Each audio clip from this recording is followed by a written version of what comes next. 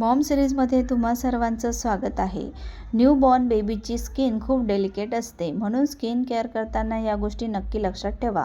Newborn बेबीसाठी soft आणि gentle product वापरा. जास्त पावडर किंवा स्ट्रॉंग फ्रॅग्रन्स प्रोडक्ट वापरणं अवॉइड करा. बाळाचा कलर हा आईवडिलांच्या जीन्स आणि DNA वर डिपेंड असतो, म्हणून कलरसाठी कोणतेही प्रयोग करू नका. बाळ कोणत्याही कलरचं असलं तरी ते आपल्यासाठी खूप स्पेशल असतं. बाळाला हलक्या हाताने ऑइल मसाज करा. सॉफ्ट मसाज बाळासाठी खूप रिलॅक्सिंग असतो. काही लोक डाळीचं पीठ किंवा मसूर डाळीचं पीठ वापरतात, पण आधी पॅच टेस्ट करून बघा ते बाळाला सूट होतं का नाही. अंघोळीच्या आधी बेबी ऑइलने मसाज करा आणि नंतर जेंटल बेबी सोप वापरा. बेबी लोशन किंवा मॉइश्चरायझर वापरू शकता.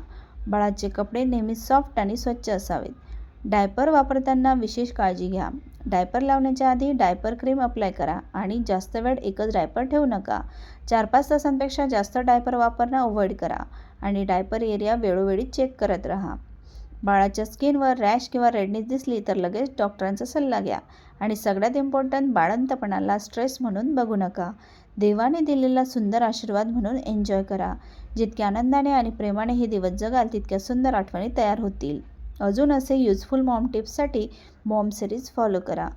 हा व्हिडिओ आवडला असेल तर चॅनलला सबस्क्राईब करा, लाईक करा, कमेंट करायला विसरू नका. Happy parenting. बाय.